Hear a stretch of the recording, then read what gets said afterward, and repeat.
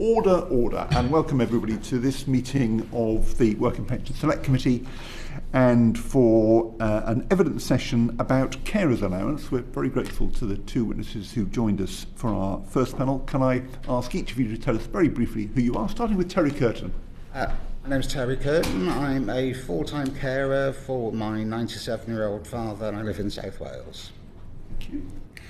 Gary Vaux from Hertfordshire County Council, where I manage a team of welfare rights workers, and I live in Northolt in West London. Thank you very much for being here. Terry, can I just start by asking you just to kind of outline for us your experience of claiming carers allowance, how it helps, what the problems are? I've been a carer for my father for 8 years. Initially, the process of claiming carers allowance was quite easy, I have to say. The amount, on the other hand, is it's impossible to live on, Sir Stephen. It really is. It's £300 odd. I can't pay for clothing. I can't pay for really basic things like haircut, travel. It's really having sort of an impact on my mental health as well, because it's not allowing me to do the things that I need to do. Excuse me. It's horrible at the moment. It really is, and it feels as if the government doesn't actually realise what an important job we do. And I've always said that if all the unpaid carers in the UK just for one day said, can't do it, not doing it, right, we all need some help, the system would crash. It really would. So it's a struggle. It's a pleasure to look after my father, but there are so many problems, and finances are the things that seem to cause the most trouble for me at the moment. You said that claiming was reasonably straightforward at the start, but you've had some experience of the system before, didn't you? Is that right?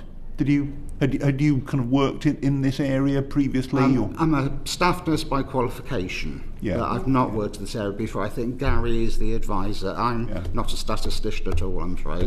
But with a kind of nursing background, I guess you were familiar with carers allowance. I had an idea of it. I had to do a lot of research to see if I was actually entitled to it.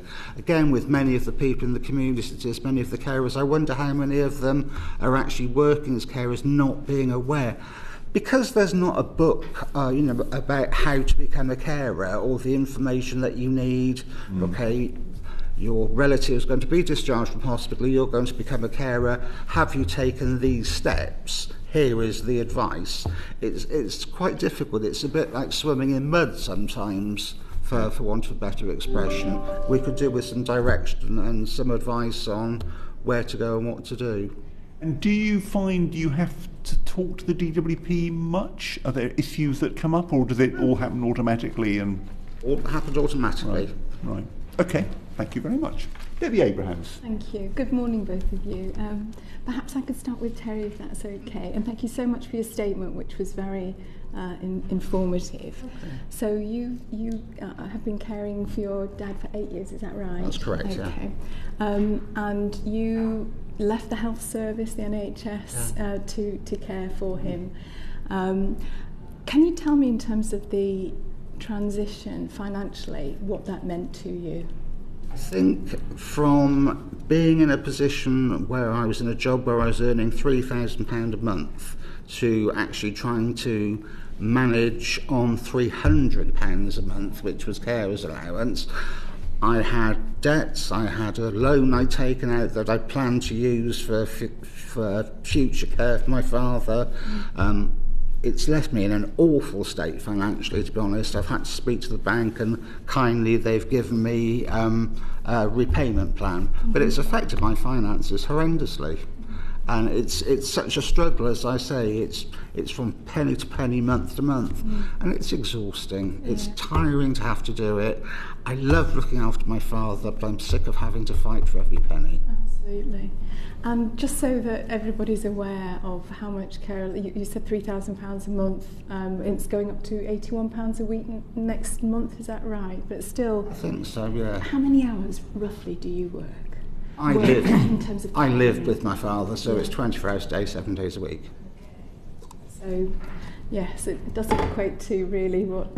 I have 4 hours respite a week, and that's the only respite I have, because that's the only respite that the local social services can provide at the moment. Excuse me, my mouth's dry. That's all right. Well, shall we move on to Gary? Gary, obviously you have a sort of a management role around this with your advisors. Yeah. Can you tell me, is Terry's situation typical of what carers go through who are moving from, say, a working position to caring for others? Yeah, very much so. And I think one of the first issues we have quite often is for people to even identify themselves as carers. For some people, it's just what we do. You know, I'm a husband, I'm a wife, I'm a son, I'm a daughter.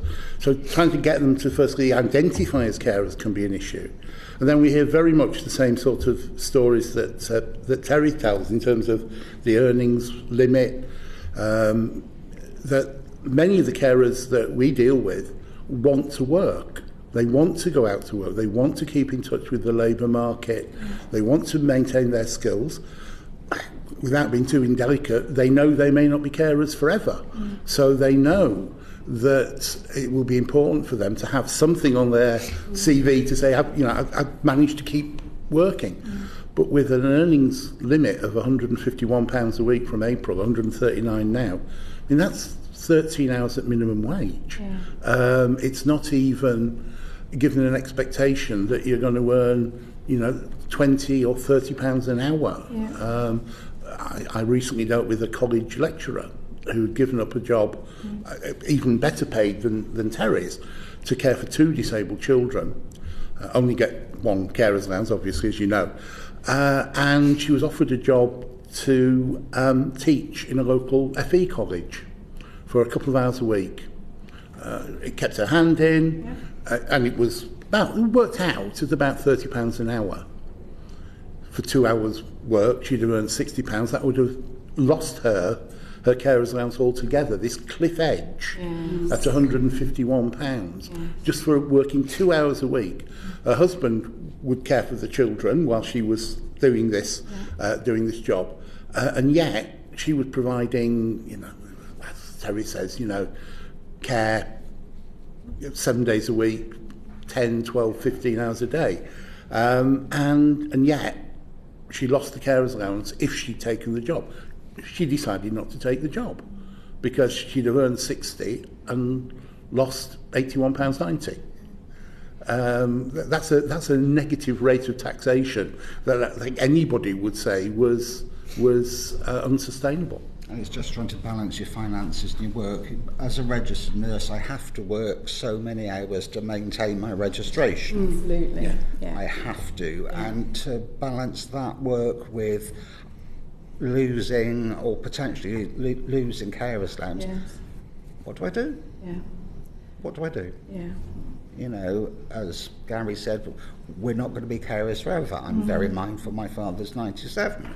He may not have many years. I hope he has many more, but he may not have many more years on this earth. I'm going to have to go back to my job. I've been caring for 8 years. There is that gap, isn't there, that we have to be recognised that we are caring and sort of show employers that we're still able to do our jobs. Absolutely. Can I just explore just very briefly about the additional cost, the extra cost that you face as carers as well? In what way? So, are there specific things that you think that you have to pay out for, that you, as a carer, that you didn't have to pay out for before? Are you having additional costs in terms of energy costs? Are you having to buy particular equipment or? I'm having to use some of the money from carer's allowance to buy some incontinence products for my father. Right. These are not inexpensive. Okay. What about you, Gary? Is there, in terms of additional costs? Yeah, I mean, we noticed amongst the carers we work with, there was quite a a deal of anger, and I suppose it's last year's issue, but the cost of living payments, that carers didn't qualify by virtue of getting carers allowance.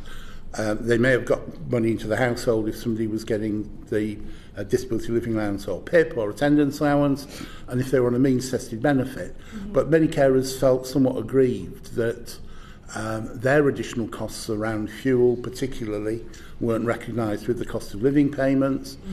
And also, there's if you know, I suppose you've got the opportunity costs of saving towards a pension, and things of that nature.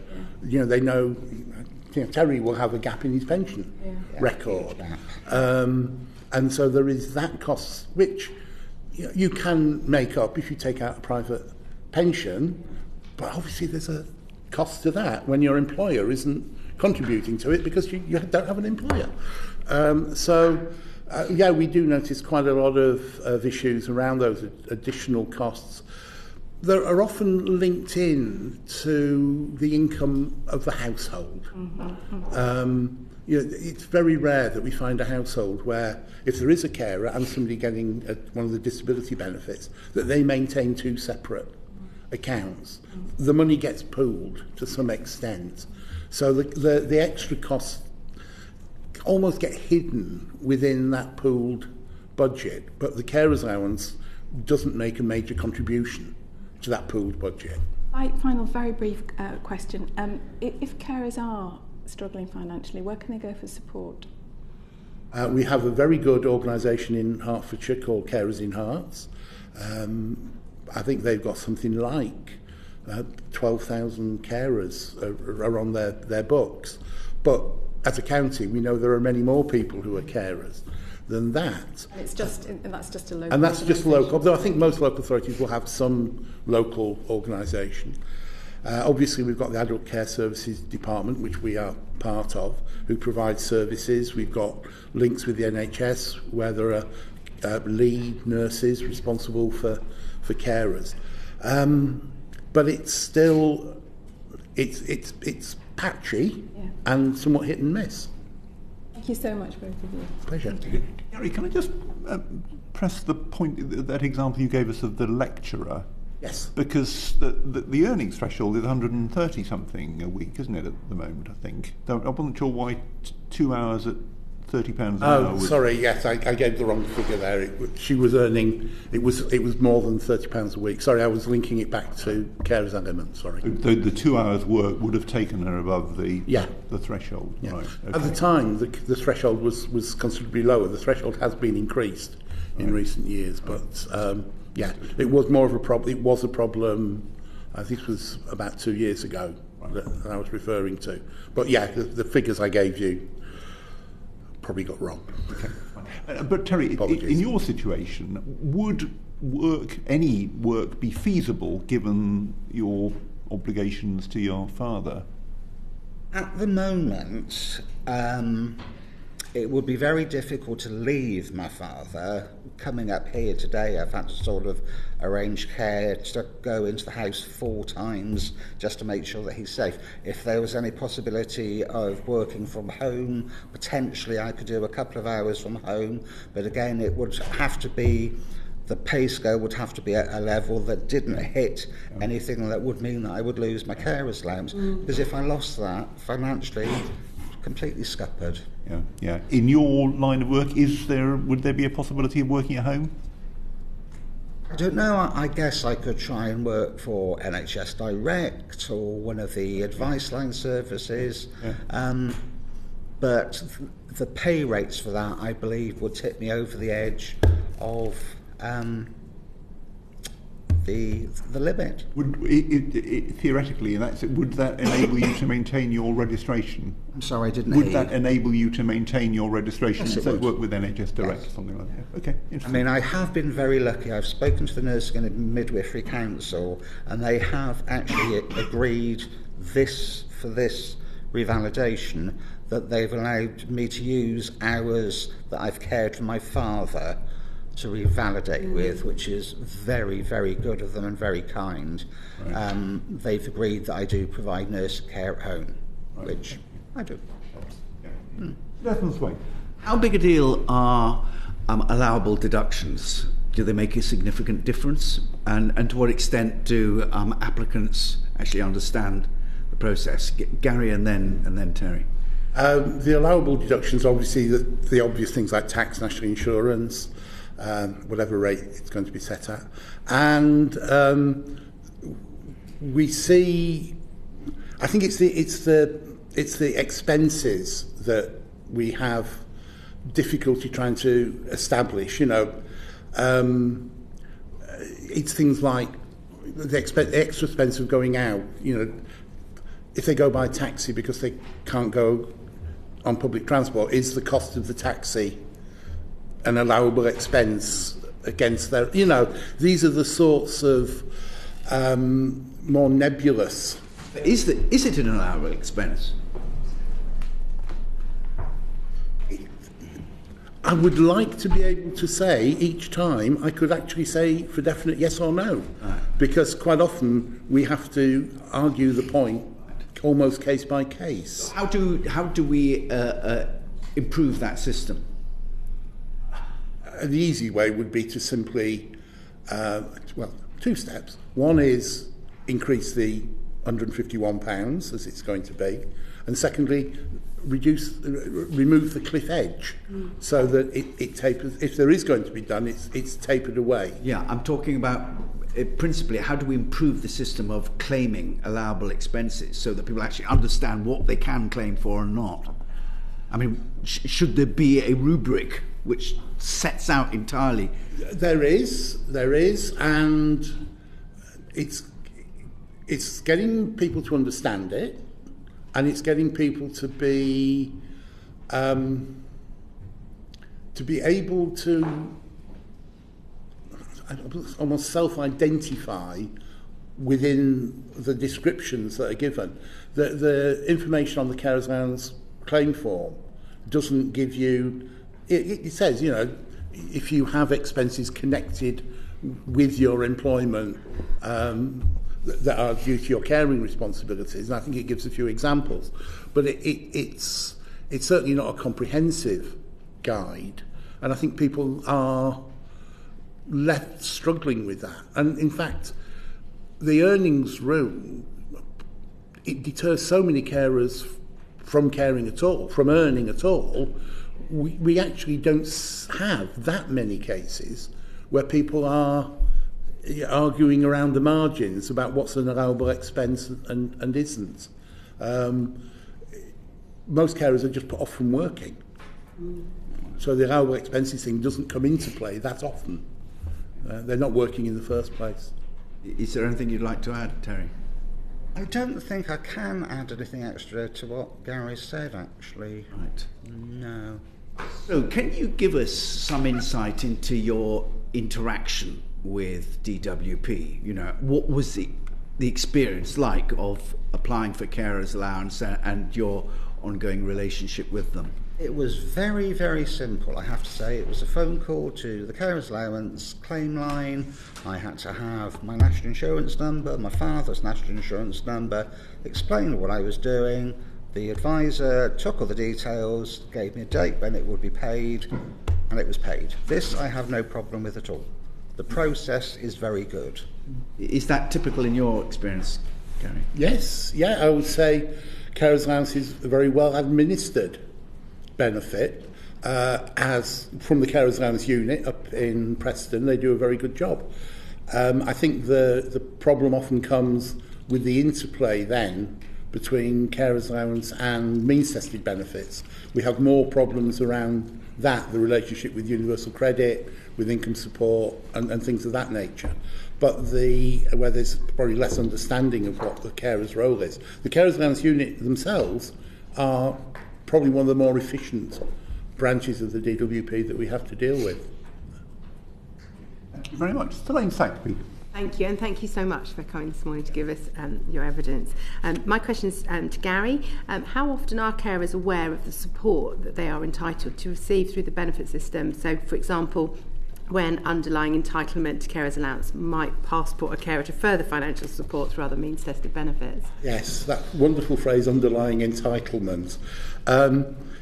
I don't know if you've ever tried to explain to a pensioner who's a carer looking after, say, a disabled partner, that you want them to claim a benefit that you know in advance they're not going to qualify for because they've already got a retirement pension. So you say to them, right, I want you to claim carer's allowance. That's good. How much will that be? But it doesn't really matter because you won't get it. And they look at you as if you're slightly mad. So why am I claiming it? Well, that proves that you're a carer. You will have underlying entitlement to carer's allowance. That's your badge for being a carer. And that means you may be able to claim pension credit, which you couldn't claim previously because your pension credit entitlement is now higher. So you're claiming a benefit you know you're not going to get with the possibility that you might now qualify for a benefit that you couldn't previously get. Try to explain that to people in a logical way. There isn't one. So that is one of our major problems, this whole issue of identifying people, being able to almost show them the value of claiming carer's allowance. Because for some people, they will simply say, well, if they're going to knock it off my means-tested benefits, what's the point? Why should I claim if they're simply going to knock it off my pension, they're going to knock it off my universal credit, or whatever? I'm not going to get it, so why should I? And then you have to get into this whole issue of, well, carer premiums and carer elements and the knock-on effect onto other benefits, which often just leaves people boggle-eyed when you start trying to explain that to them. I think the whole system for people who understand it, obviously it's quite easy, but for when you're so focused on caring for a loved one and dealing with the issues at home, to have to deal with that as well as an aside, you think, as Gary said, I can't be bothered. It's too hard. The process is too difficult. I just need to focus on this person at home, and if it was made more easy to navigate, it would just be so much easier. I think it's the language that's used a lot of the time that makes it so hard for people to understand. So do you think it's navigation rather than awareness? I think it's elements of both. I think there's both, I think, isn't there? Yeah. I would say that the first issue is you've got that. The first hurdle is the awareness. The second hurdle then, once you've got them to that point, is actually sort of guiding them through the process. If it is just carer's allowance, as Terry found, that's a relatively simple process. Once it starts branching out into things like help with housing costs or universal credit, that's when it becomes complicated. We do a lot of work with parents of disabled children in my local authority, and the interplay between getting the child's disability living allowance sorted and then having to sort out the parents' carer's allowance and getting the two to backdate and be paid from the same date, and if they're on universal credit, getting the care element and the arrears of carer's allowance that are paid which are then deducted. Those are it's that at the level of negotiation that it becomes really tricky. Once you're over the hurdle of awareness, you're okay if it's a simple, straightforward carer's allowance claim.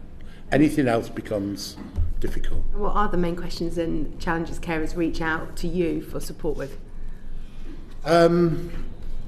Usually it's in my case, and that's because of maybe because of the way we work, it's usually a holistic matter where we're dealing not only with the carer but also the person they're cared for. So it usually comes as a package, and in fact quite often the referrals we get will relate to the disabled person, and it's only when we take up the referral and make contact with the disabled person that we realise there is a carer involved in this, and we then do the benefit check for the carer. It's far more common for us to have people with disabilities referred to our service than people who are just carers. The carers almost become incidental, which we obviously make sure they're not once we realise there is a carer involved. Thank you, Chair. Thank you. Marshall de Cordova has a brief point. Just a quick question. On the issue around the application process is very straightforward, you've both said, but the complexity comes in when you're looking at whether somebody can get a care element, care premium and so forth. At what point is that identified? Is that done during the application for basic carers allowance, or does that kind of underlying entitlements come at a later stage? Yeah. I mean, it's not done at the initial. The carers allowance unit, are, as I say, very good at administering carers allowance. They don't then say, oh, by the way, should you be claiming pension credit? Should you be claiming universal credit? They get a letter, and then it's on page. Should they though? Should the carers? I would like to see much greater coordination between the carers allowance unit and universal credit in particular. We've gone backwards in that respect. Under income support, if you were due carers an arrears payment of carers allowance because it's taken a few months to come through, the carers allowance unit wouldn't actually pay you those arrears if you were on income support, because they'd want the income support would have been overpaid. It was netted off, in other words. Unfortunately, with universal credit, that generally doesn't happen. The carer receives the arrears of carers allowance, could be a couple of £1,000. A month later, they get told from universal credit, if they're on universal credit, by the way, you now owe us £2,000 because you've had carers allowance that would have counted. A lot of people have spent all or some of that money in the period in between. And then you're having to sort of renegotiate a repayment plan with debt management and then arrange for the carers' element of universal credit to be added back. And that becomes far more time consuming than it needs to be. There should be much better coordination at the beginning between the two parts of the DWP to prevent that being necessary. Thank you. Thank you. Nigel Mills. So what would you change? I get the impression you'd want some kind of taper system for the withdrawal of carers' benefit. Is that... On the earnings, certainly would. I think and obviously the question of the amount comes into play. I'm old enough to remember invalid care allowance being introduced. I'm probably the only person in the room who is old enough to remember invalid care allowance. And I remember who it was paid to, which was anybody except married women, because married women weren't entitled to claim for it.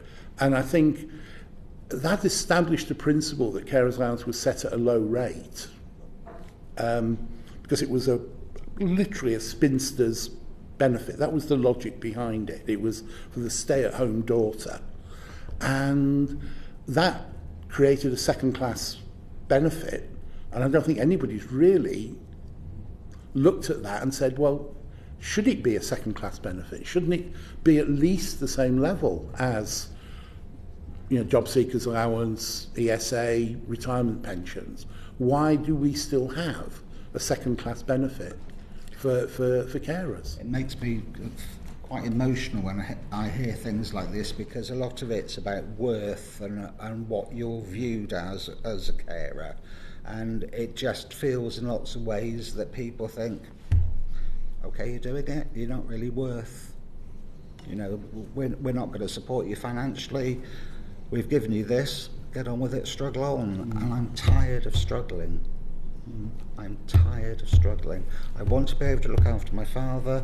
I want to make sure that he doesn't have to go without things, and I would like to be able to have a bit of a life myself without having to fight with my finances every day.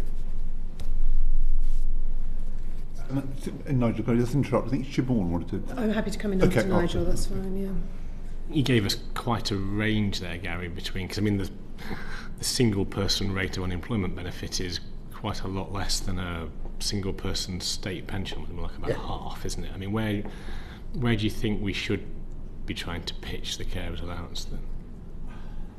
I would at least look to pitch it around the basic rate around ESA, but I think there ought to then be some acknowledgement for people who are spending, like Terry, a vast number of hours as a carer, so they have no opportunity of working. I think there's certainly an argument for saying people like the university lecturer I mentioned, who's going for 2 disabled people, but can only claim 1 carer's allowance. So I think there's certainly a strong case for basing it at least on ESA rates, but with additions for particular circumstances. I'm not a theoretician, I'm a practitioner, so I don't want to say, yes, this is, I've looked at this model and this is how it would work. But seeing the hardship that we see amongst carers, I don't think it's sustainable to say we're going to keep them on a level that is below job seekers. How do we balance? Because if you have a relative that goes into care or has external carers come in, that is, if you can afford it or you've got assets, self-funded, whereas obviously carer's allowance it's not taken out of the assets of the person you're caring for, quite rightly. Is there a risk that you move one way of increasing the benefit, but you risk it starting to become taken out of the actual person that's being cared for's assets? You kind of move it into the overall care regime if we're not careful. Because I guess that's what people don't. Sorry, I'm not fully understanding what you're trying to say. Can you clarify? Say, heaven forbid, your father went into a care home, or you were paying for carers to come into your house. If your father had assets or income, they would be used to pay for that. That's the question I'm asking, is if we make the carers regime more generous, do we then open the door to it becoming means tested on the person that's being cared for, which I suspect is not what a lot of people in this regime want. Yeah, no, I don't think it would be appropriate for means testing, but a higher rate I think certainly would encourage more people to take on the role. We also have the situation which I've slightly alluded to around earlier, that in fact we do sometimes have to tell some carers not to claim carers allowance because it will remove the severe disability premium that the cared for is getting. They're on a means tested benefit, and one of the criteria for that severe disability premium that they receive is that they live alone and they have no one getting carers allowance for them. So we have actually had to tell some carers, whatever you do not claim carers allowance. And we put that in our leaflets. We almost have to put a health warning. We do some publicity around carers allowance. We try and get the message across.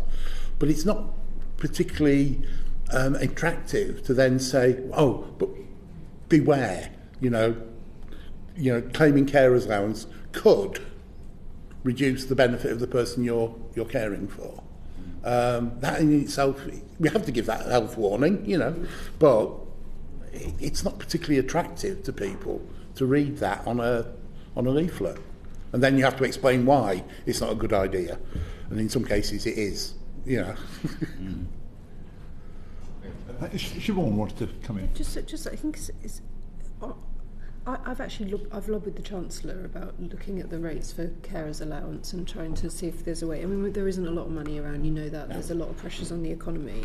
But I think what I've never really understood, because for me, with medical advances, we know more people are going to be sort of living longer. That's a positive thing. We know people want to stay at home, and the NHS in Gloucestershire are actively trying to get people home. The County Council, no doubt, Hertfordshire doing the same thing, trying to get people in the home. So carers become even more valuable to the state as well, because we know that there's a cost saving for people not going into to homes and things like that. In your work with the LGA, has there ever been a kind of a meaningful analysis of the interplay between health and social care budget and carers allowance, which sits under DWP? Government departments are not very good at talking to each other, but have you seen studies of this? Or? I think Carers UK. Yeah. Okay. Probably go through that.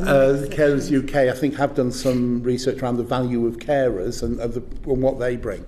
I'm not sure that even within the LGA we've done a specific piece of work around looking at the impact on health and social care. budgets. You know, I mean, I know in my own authority, we using the family expenditure survey and the census, we've got a rough idea of how many people have at least self-identified as carers, not necessarily the right number, but we know those who've self-identified as carers, and you know, we know roughly how many of them are getting care services. So you know, it is possible to if I cost what that would be. It would be, it I would realise be it's been possible. done kind of on the national charity level, more on the local authority. Yeah, I don't. No. I wouldn't say it was universal across local authorities. I mean, I think Hertfordshire, we have put a lot of time and effort into the carers issue, but yes, there's probably far more to be done about looking at the value of carers. We use the Household Support Fund this year, for example, to make payments to carers. That was one of the groups we identified as a priority, to make payments through the Household Support Fund this year. And we made a payment of, I can't remember whether it was 125 or 150, I can't remember which, to everybody that we knew to be a carer through Carers in Hearts. We made payments. And that was very good use of the Household Support Fund. Marsha de Cordova. Thank you, Chair. Gary, we've highlighted some of the challenges around and some of the complexities within carers allowance itself, but how significant a challenge are overpayments to carers? So, for example, you know, where they don't, maybe in form of a change of circle, something like that, but how significant a challenge? Yeah, I mean, I think I can think of a number of circumstances where overpayments do occur. One of them is on the earnings, in that if people do go over the earnings limit, Revenue and Customs do get that information and they do share it with the DWP, but they don't share it regularly, and so sometimes those overpayments can go on for a year or more, relatively innocently from the carer. They may not quite realise they've gone over the limit, and so they get an overpayment notification at that point. We see it with people who become a student and they don't realise that if they're a student, a full-time student, more than 21 hours a week, that the carers allowance would stop. So they carry on claiming their carers allowance whilst studying, and then it comes out that it's an overpayment. We see it in the example I gave earlier about the arrears of carers allowance creating a universal credit overpayment, which also leads to a universal credit underpayment of the carer element.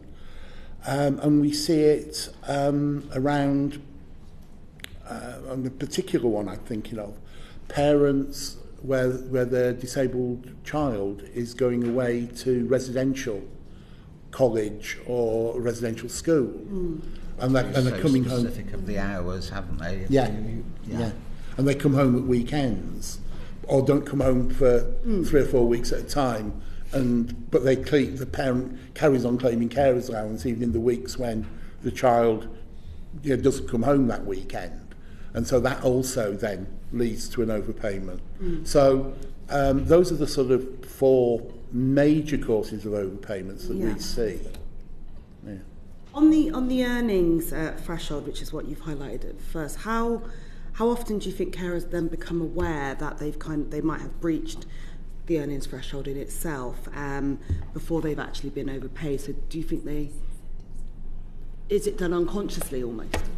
It is. I don't think anybody would do it purposely. Yeah. I think we're made very aware when we initially apply for carers allowance that if we do go over the earnings threshold, we will lose carers allowance. That is made blatantly obvious at the start, and in the letter that we receive confirming that we're going to get the carers allowance, it's made quite clear that if we go over that threshold, we will lose our allowances. So I don't know. And I think, as I said earlier, I think what many carers do is just say, I'm not going to take the risk, and either they don't go out to work or they stay so far below the level that they don't want to get even near the figure. or they choose not to work at all because of the what they perceive as the risk. I mean, I had an employee, one of my own staff, who was a carer, and every year when carers allowance went up and the earnings level went up, she used to have to sit there with a calculator to work out how many hours she could do. And every year she would come to me and say, "Oh, can I reduce my hours from 14.5 to 14.1 in order to stay below the level?" And every year we'd agree to that, and that was always it was always coming down. It was never going up. It hasn't kept pace with. That also places quite a great onus on the individual. Oh yes, doesn't it? In terms of being able to work out what how much they can earn or how many hours they can do as well. So she worked for a welfare rights unit, so I'm hoping she got that support. Well, yeah. Not many people do. but exactly. So Yeah. I'm guessing even the way that the DWP then are able to kind of communicate the thresholds and so forth, and being able to, support carers really that, as you say, want to retain contact with the labour market or also, be in the labour market as well as being a carer.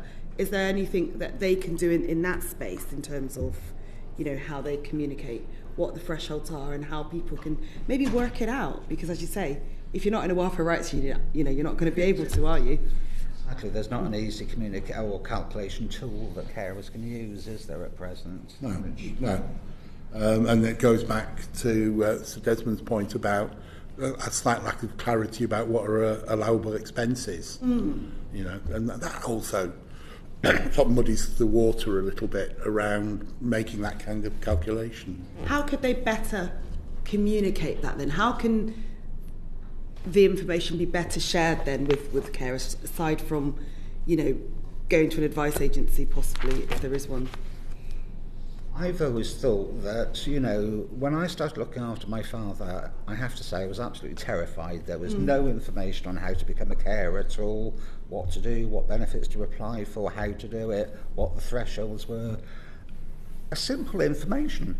This is what we need, a standardised information that all carers can use that would make it easier for your authorities to use, for carers to use. I don't know. I think there's a role for the job centres. Many carers are worried if they're contacted by the job centre, because what they're worried about is being told they have to look for a job. And so that worries them, because it's like, well, I'm not ready to go to work, or I'm not able to go to work more frequently. I would like to see the job centres offering a more supportive role in terms of getting people back into employment, not around saying you should look for work, but giving people more information about work opportunities and sitting down with people and saying, this is what you can earn. I don't think we can do that, though, until we've actually cracked the problem of the level of carers allowance and the level of the work allowance. But if you can solve that problem, then let the job centre provide a supportive role to people, explaining to them how they can combine work with caring. Because at the moment, the job centre either leave carers alone completely, or they're calling them in to say, why aren't you looking for a job? There's no sort of middle ground at the moment of a supportive relationship with the job centre. Just a little add-on to Gary's comments there. When I did my telephone application, the lady said, right, let's get this done quickly, Terry, and then we can get the job centre off your back, so they won't want you applying for jobs. So that should tell you that it's seen as, right, we need to get this done to get people off your back, which is silly, really, isn't it? Yeah. Just one final quick point. On the earnings threshold, I think you may have alluded to this earlier, but do you think if that was increased or changed, that would probably relieve some of the challenges around people being overpaid? Oh, most definitely. And I think it would give a better message that you're not forgotten. that you can still go out to work, and that work and caring are not mutually exclusive. Because at the moment it feels as if it's a straight choice. You either work or you're a carer, and there is no obvious way of being able to combine the two. And I think that sends the wrong message out to many people who are carers. Or potential carers, which is, we need more of the community carers. So it's almost like not advertising the caring role, but if it's an attractive or made to look an attractive benefit or financial recompense, more people, more families will be thinking, okay, let's do this, I can do this. Thank you. Thank you very much. A final point from me. Terry, you've spoken powerfully to us about how much of a struggle it is to survive on carers allowance. In your situation, are you able to claim universal credit as well? No, so it's just the carers allowance that's coming in. Because Gary, you made the point that for people who are claiming universal credit as well, that can be quite complicated to work that out. Yes, we sometimes have had quite Kafkaesque conversations with our colleagues at the DWP, where we've asked for the person has applied for and been awarded carers allowance. It's usually taken a while to come through because we've been waiting for the disabled person's DLA PIP attendance allowance to get paid. So it comes through, maybe 6, 7, 8 months down the line. We resolve the issue of the backdated carers allowance and then the overpayment of universal credit. We can resolve that. And then we say to the DWP, right, now can you pay the carer element of it's going to be £198 a month, so it's not an insignificant figure. Could you pay that carer element back to the date that the carers allowance was paid from? And we get told, well, no, because you didn't tell us you were a carer. You've got no proof you were a carer. Now, we're told by the DWP, we've raised this with them, oh no, that shouldn't be happening, but at local level we come across that over and over again. And so we then say, well, surely the fact that you've awarded carers allowance is proof that they were a carer. That it shouldn't be difficult. Oh no, because you should tell us with universal credit, you've got to tell us in the assessment period in which the change occurs. And you didn't tell us in that assessment period back in, June of last year that you were a carer. Well, if you had done, they wouldn't have acted on it because you weren't looking after somebody who was getting a qualifying benefit. That's completely unnecessary, and that is something that can be solved administratively with a press of a keypad. Well, thank you both very much. That's a very helpful session. Thank you. Please, Terry, pass our thanks to your dad for coping without you for a day. Very grateful to you for coming. Order. And if you'd like to step down.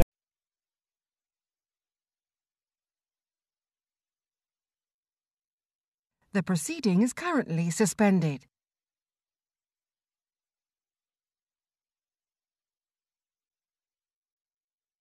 The proceeding is currently suspended.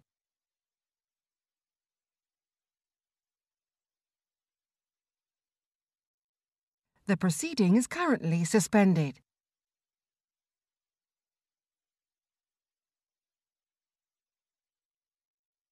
The proceeding is currently suspended.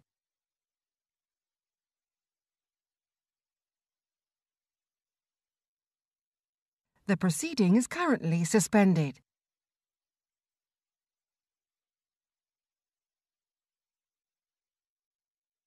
The proceeding is currently suspended.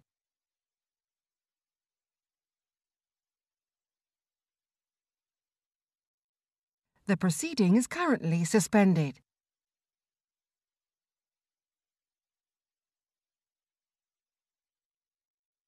The proceeding is currently suspended.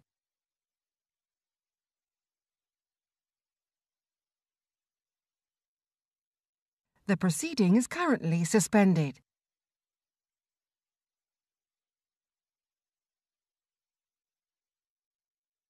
The proceeding is currently suspended.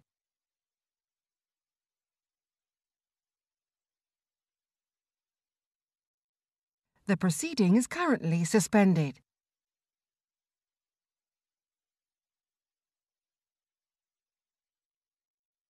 The proceeding is currently suspended.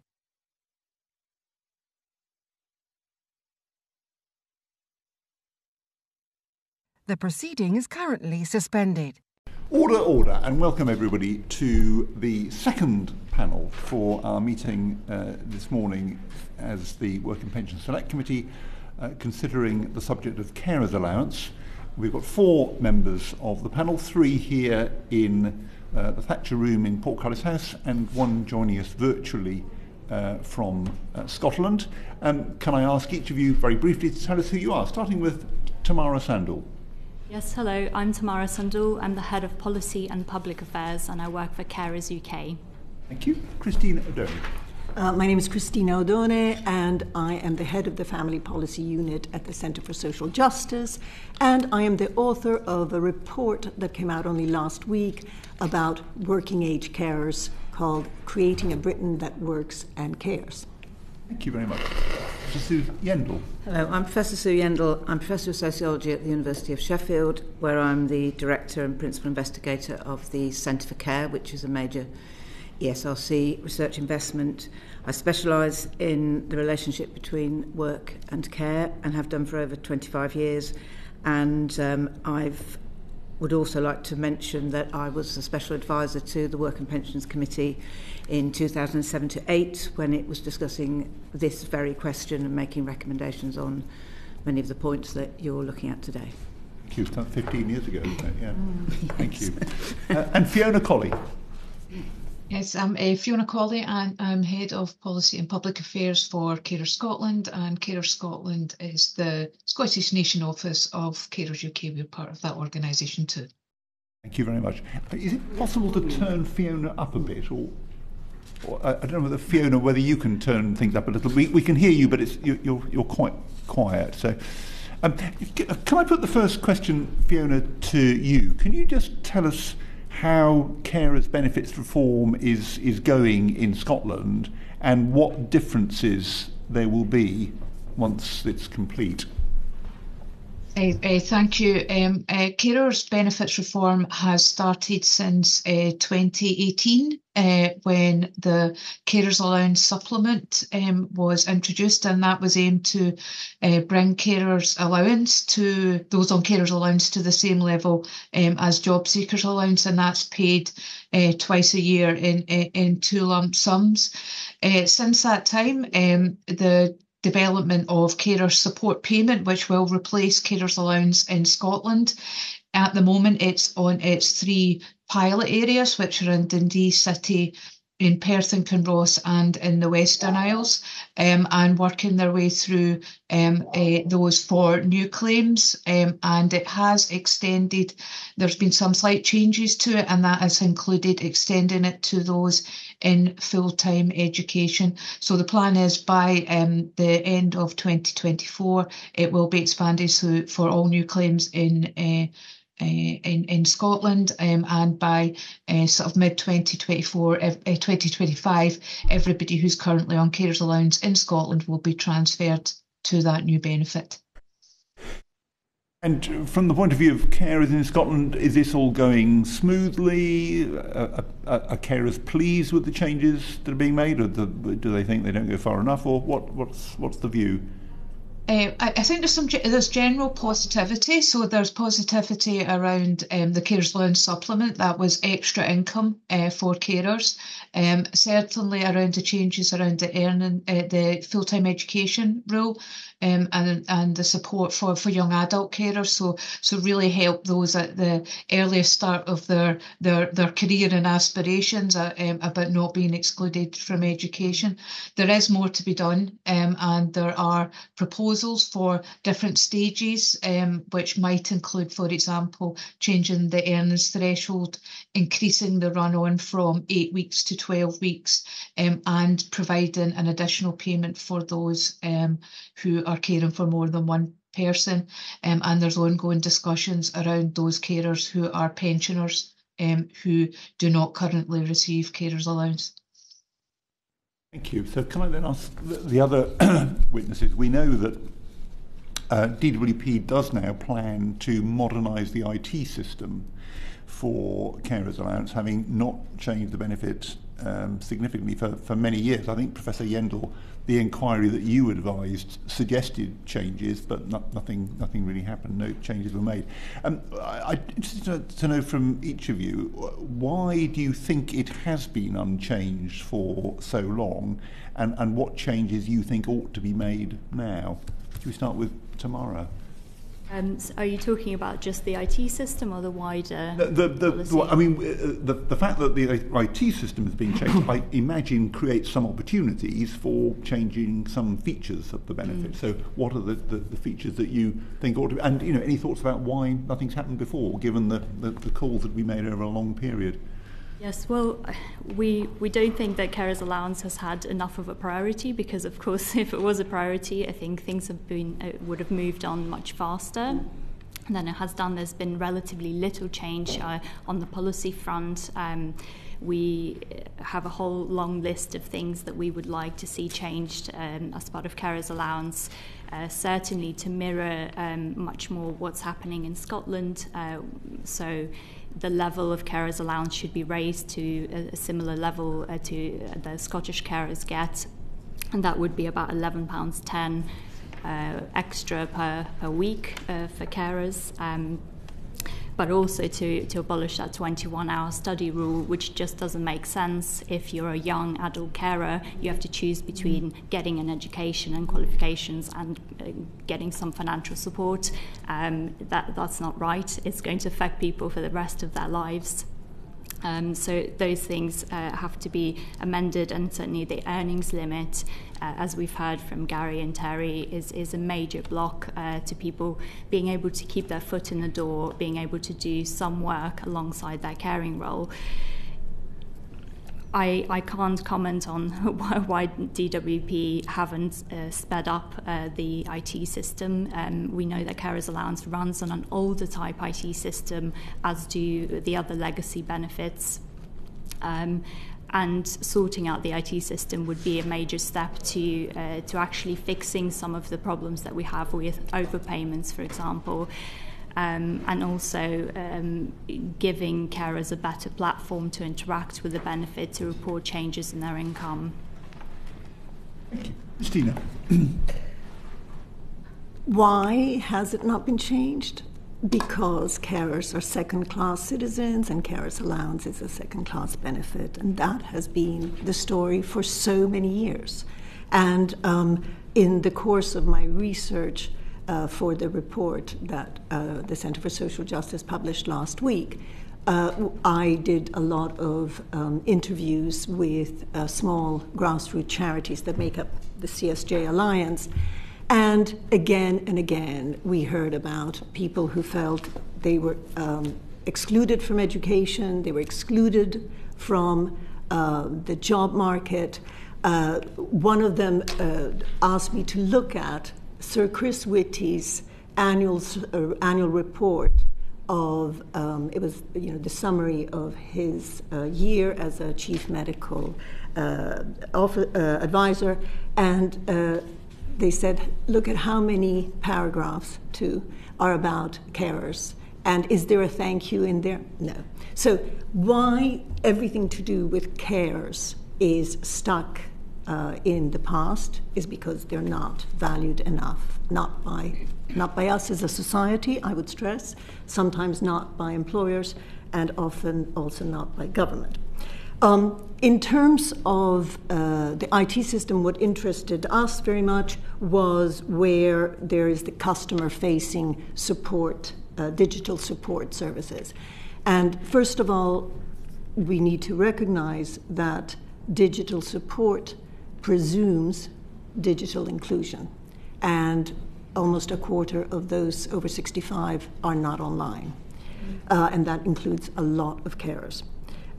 Also, surveys of carers again and again tell us that the way that there's the interaction, the digital interaction between the DWP and themselves, between the NHS and themselves, is complicated. And if you think about what happens to somebody who is suddenly told, usually in the GP surgery or in a hospital situation, you are now a carer. That's it.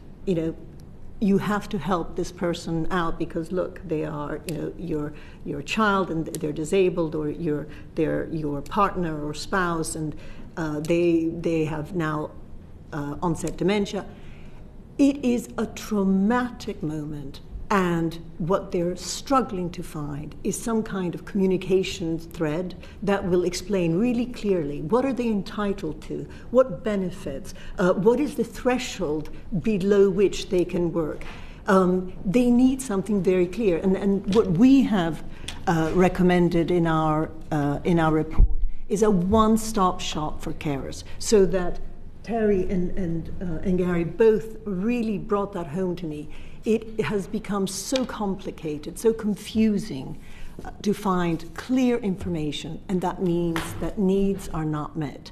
And for us, the one-stop shop for carers should be in a GP surgery and administered by the new social prescribing link workers, so that there's a personal one-on-one contact and explanation, and also in those NHS Foundation Trust hospitals where they have every year the NHS hospitals, or many NHS hospitals, are putting away £200 million in apprenticeship levies, and that is used for apprentices of all kinds. And if some of the apprentices could be trained in how to navigate the system easily for a carer, I think we would be millions of, we would be a lot happier.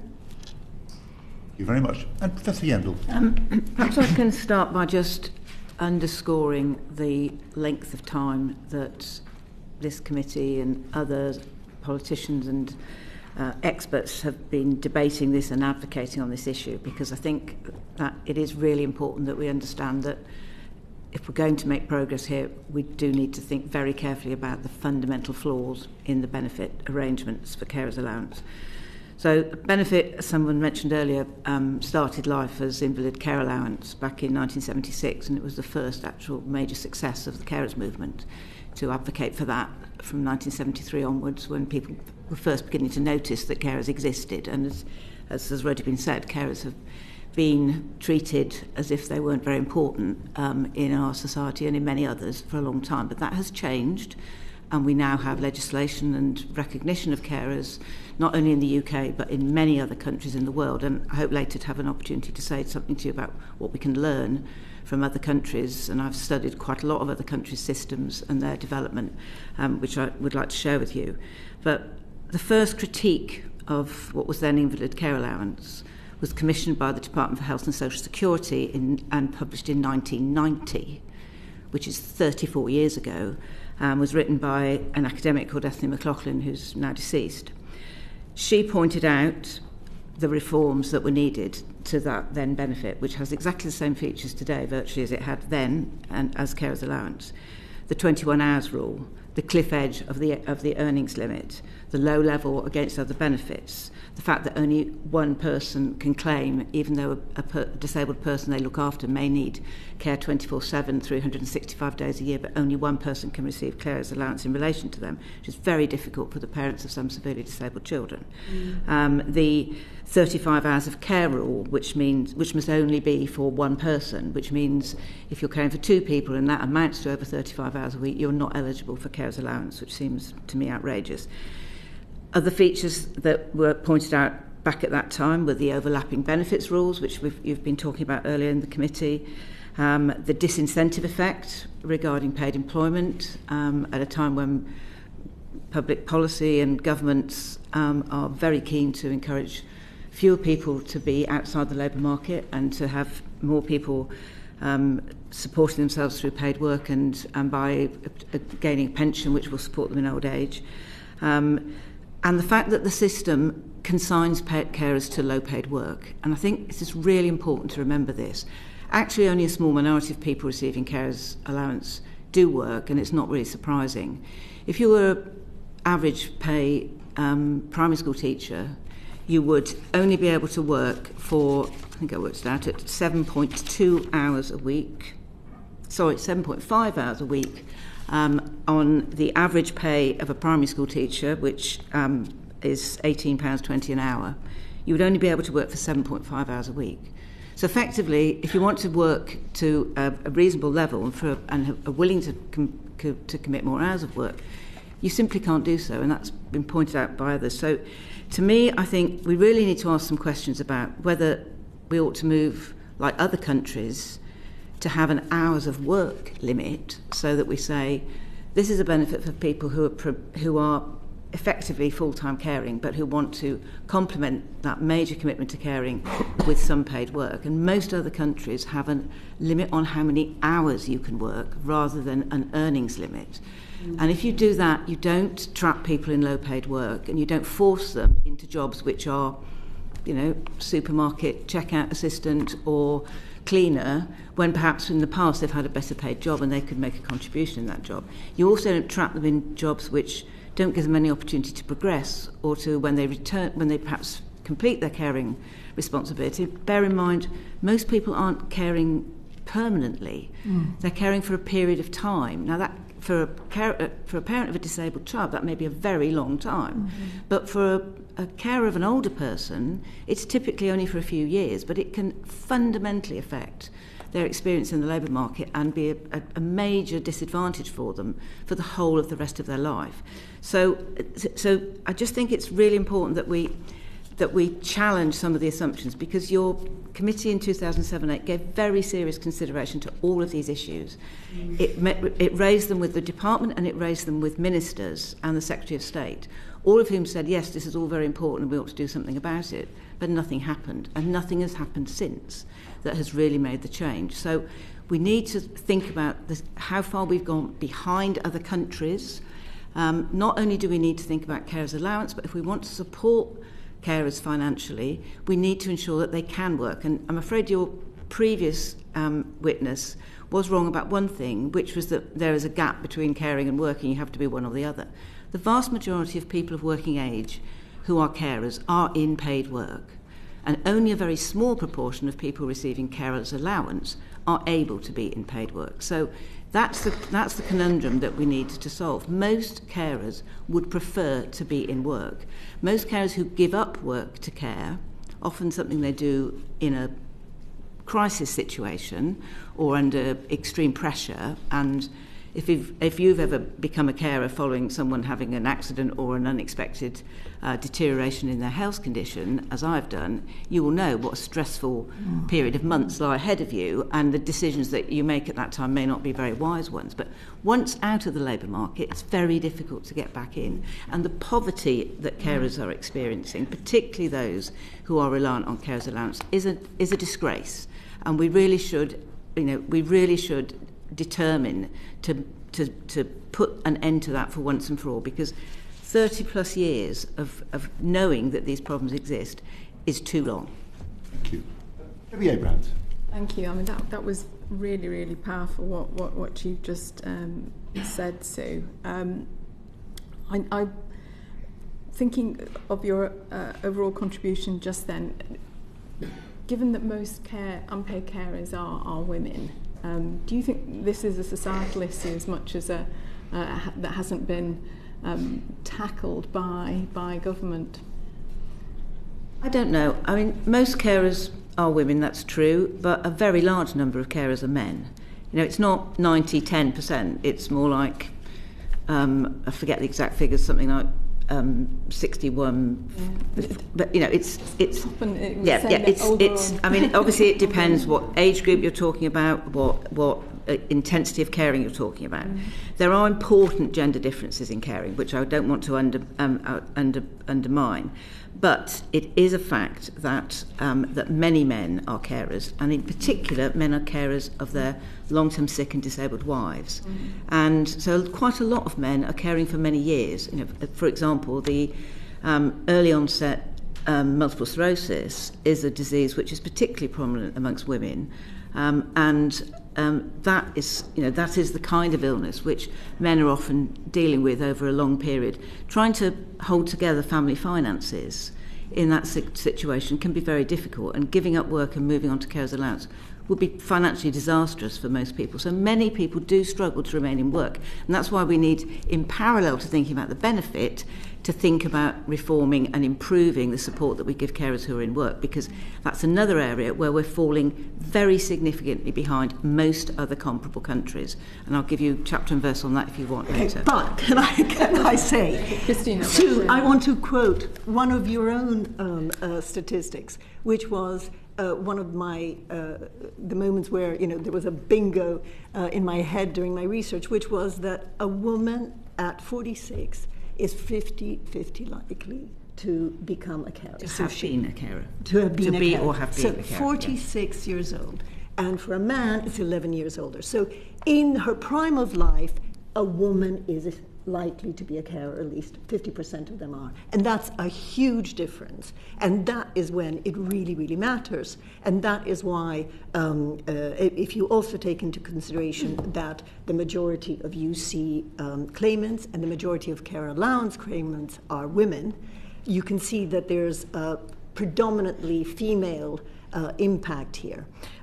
You also have to think that in terms of the pension pot that most women have, it's less than half of what an average man will have by the time that they're retiring. So we have earlier caring responsibilities, they affect us more, and we have much less to rely on at the end. So, Sue, I'm quoting you. But it is important to remember that it means they've had an experience of being a carer. And again, I would emphasise the fact that caring is a transient status. And the big issue that we need to address is the fact that too often it leaves somebody with a permanent disadvantage in terms of their financial well-being across their life course. And to me, that's the thing that we really ought to fix, because a few years of caring, or a decade or 25 years of caring, shouldn't mean that a person is permanently disadvantaged financially. I would also like to come in to just emphasise that 73% of the carers allowance claimants are women, and if you look at the statistics of the rate of poverty for those on carers allowance is doubled in a decade between 2010 and 2020. So women are more affected, and through our own surveys we found that those on carers allowance are more likely to be struggling financially, more likely to be cutting back on food and heating, more likely to stop seeing their friends. So the effect is, and women are more likely to go part-time or give up work than men. Yes. Thank you, that's very helpful. I'm conscious, Fiona, not to ignore you online. So do you want to add anything to that?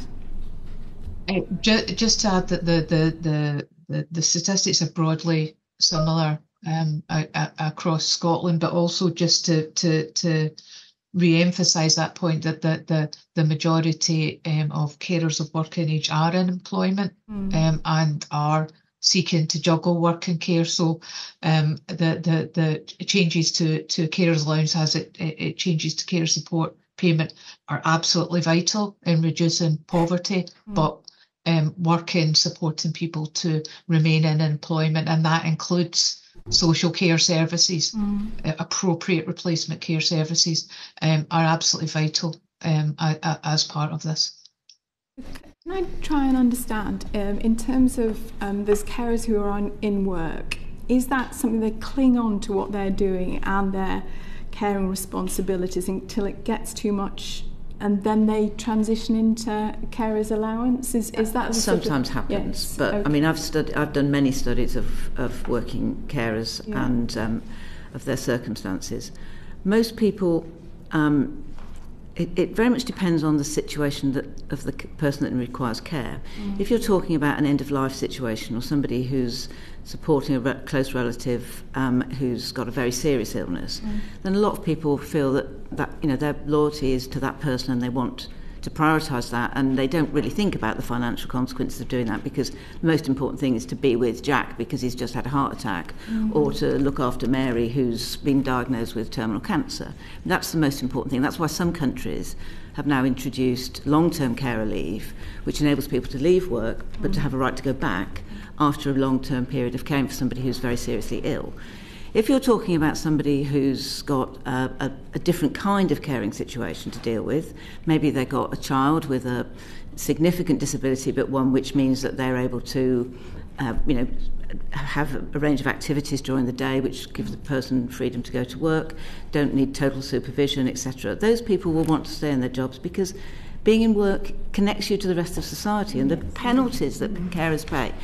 Study after study, including some of my own work, has shown the triple penalty that carers pay. They pay a penalty financially, they pay a penalty in terms of their health, and they pay a penalty in terms of becoming excluded from the rest of society and isolated. And those three things are fundamentally unfair. They're giving something freely to others, care, and that's what they get in return. And that's what we need to address. And many other countries have found ways of doing that. And thing I would remind you of is that your committee in 2007-8 advocated for a dual payment for carers, not just a carer's allowance, but also a support payment to mitigate the costs of caring. And most other countries now have that are addressing carers have a benefit which is designed to partially offset the disadvantage that carers have if they're unable to fully participate in work like other people. So that's the kind of carers allowance, what we would call the carers allowance. And then they offer a support payment which is to offset the additional costs of caring, which Carers UK will tell you are very significant, and for what a lot of people week in, week on. So those two elements, and then the element which Scotland has introduced, which is also very important, is the additional payment. Thank you so much. I'm just conscious that there are four of you. So I want to move on to the particular impact on finances. I think you've all said really that the level of carers allowance at the moment is completely inadequate. But do you want to just quickly say, do you believe it's inadequate? Just one word, because I've got two questions after this, okay? I do, and the reason that it's inadequate is because our own survey tells us that carers who care for more than 35 hours are twice as likely to be struggling financially, and carers who care for more than 5 years are twice as likely to be struggling financially. That tells you something about the benefit system and whether it's supporting carers adequately. Okay, thank you. Cristina? I would agree that it is inadequate, but I would stress that what we found was that the most important change we could make was raising that threshold, earnings threshold. Can I say it's inadequate and it's also declining in its relative value? Yes. So that's a really important factor, quite significantly. And Fiona, I'm assuming you also, given that you're introducing in yes, that's a big yes. It is inadequate. Fantastic. So. Can I then understand in terms of the relationship with universal credit? So we heard from Terry before, he's not claiming universal credit, but there are mechanisms to claim universal credit, but you'll have your carers allowance deducted. Are there opportunities there in terms of maximising the incomes for carers? Universal credit works in a very different way from carers allowance. It assesses, it's a means-tested benefit, it assesses the whole household income, whereas carers allowance is a payment to the carer who has given up work, who has taken that step and lost that opportunity cost. Universal credit will be useful to some of the poorest carers who need that income. However, I just wanted to point out that universal credit also has a problem for carers in that it doesn't have a work allowance for all carers. So there's a work allowance for some people in universal credit if they have dependent children or if they or their partner are disabled. All other carers don't have a work allowance. The result of that is that if they work and earn £450 a month, they lose all of their universal credit, which is a huge disincentive to stay in work. I think there's a real tension between what universal credit is about, which is making work pay, and the carers allowance earnings threshold, which is a mere £139. So already the two systems are kind of not interacting properly. I also think that we should explore the possibility of moving the lowest lowest income households to the universal credit, where they would be eligible for the care element and for the standing allowance. But whether that would, it's something that we would explore, and we didn't do it in the report. But I think that the complications of these interactions were highlighted by our witnesses before, and unfortunately it is what I kept hearing when we were talking to carers. I don't really have anything to add to what Tamara said, so I'll pass on that one. Thank you very much. Fiona, is there anything you would like to add? Yes, just very briefly. I think the Carers Allowance supplement, as part of the agreement around the Scotland Act, was that this was additional money, so it can't be taken off universal credit. But for those who are on the carer element of universal credit rather than Carers Allowance, they can't get the Carers Allowance supplement. So part of it is about ensuring that carers have the right information to know what is the best way to claim to maximise their incomes as much as they possibly can. So the information, certainly for those carers in Scotland, is absolutely critical about making sure that they get the best that they can get. Thank you. Thank you so much. If I could just add one small point, is that we all talk about increasing carers allowance, but of course the interaction between means tested benefits is that if we increase carers allowance, that will have no effect on those on universal credit or those on income support. So we need to be increasing those carer elements at the same time, because those carers are potentially the poorest. Thank you very much. Thank you very much indeed. Nigel Mills. Can I just take us back to the issue the earnings limit has and what we could do to change it? Because I think we've heard various witnesses say we should reform the cliff edge. I presume that means having some kind of taper. Is that what you're advocating? A taper would be very useful. I understand that the current IT system makes that extremely complicated, if not impossible. So it's the IT system that is at fault here, but a taper would be certainly would help those carers who have overpayments, because those overpayments wouldn't be so large, because it would be a gradual taper.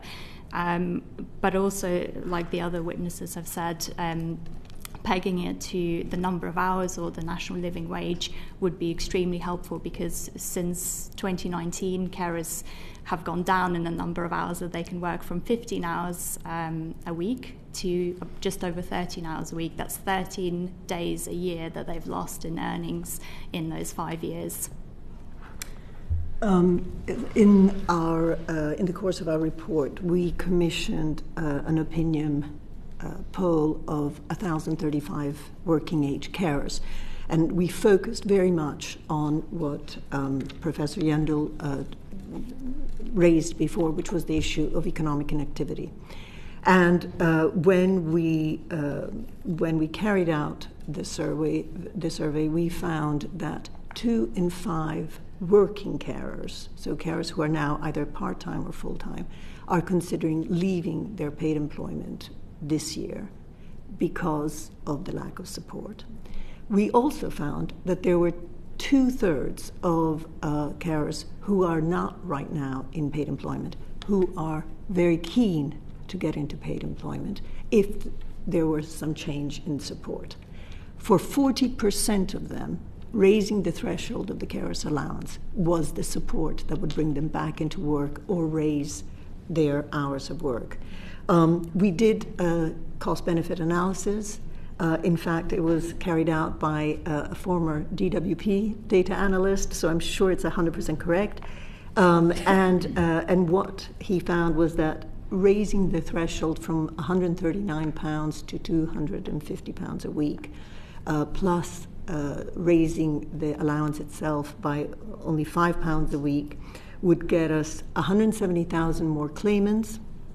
It would cost £950 million, but 500 million would come back in terms of the claimants no longer being on means-tested benefits and credits, and 80 million would come in because of new tax takings and national insurance contributions. So it would cost, all in all, about 350 million, which is nothing considering that They are saving us £162 billion, according to Carers UK. I will submit all the cost-benefit analysis for you in writing so that you've got it under your nose, but it is something that is eminently doable and not too expensive. I'd agree. I think the first thing probably to do is to make the link to the minimum wage, because a lot of carers will be on, because it's pushed them into low-paid part-time work, that a lot of them will be on minimum wage. So when the minimum wage goes up, that's immediately creates a crisis, and got to go and ask your employer to cut your hours. It's not a good thing to be having to do every year or on a very frequent basis. It's not something that employers want to waste their time on any more than employees want to waste their time on. So I think that would be a first step. I think for people who are not on minimum wage, then you do need a taper, and I think a taper would help. But I do think it should be seen as an interim measure, because it can't be an accident that I can't think of any other country which has a carer's allowance and which links it to a fixed amount of earnings. They all link it to, you can only claim this benefit if you are working under a certain number of hours on average per week. And so I think for me the question would be to get away from the muddle which the earnings limit has effectively caused, and which has been, has dogged this whole problem for decades now. We perhaps need to rethink that, and I don't think it would be a very hard thing to do. And then, a carer would know that they've got a responsibility to let the benefits office know if they increase their hours beyond that very well-known and universal number of hours per week. And it would give carers who have invested in their own skills or who have progressed at work in the past the opportunity to stay in the jobs that they want to stay in, the jobs that they're qualified to do, and stay earning enough money and building their pensions and paying a decent amount of tax. And so I think there'll be all sorts of benefits from it, because it wouldn't mean that the only people who were doing it were the people who have been effectively forced into low paid work. And I think the other thing is to reinforce the nonsensical nature of the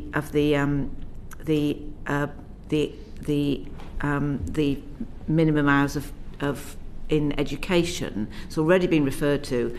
I think it's in Ireland now that they've just disbanded that idea and think that if a young person is in full-time work but is also providing the number of hours of caring a week which they require in their system, then that person ought to have a carer payment. And so that's allowed. And there are other systems which are trying to address that. And Australia, for example, has a young carer bursary, which are introduced a few years ago, which is to help young carers who are doing an excellent job as carers to actually also access skills and training and have an opportunity to progress a career like anyone else in their lifetime. So I think those are the things I would emphasise. Thank you. I think we've heard talk that there's some suggestion this might get changed in Scotland. What are people asking for in Scotland around the earnings limit? Yeah, it's definitely something that we are grappling with at the moment. I'm part of the Carers Benefits Advisory Group, and this was one of the things that is in the next phase once there's been a safe and secure transfer of those who are on carers allowance at the moment. And I think it is that question of where do you set the threshold and how do you taper it off and how do you make that as plain and simple as you possibly can. And I think what Professor Yeandle describes around hours seems considerably more simple.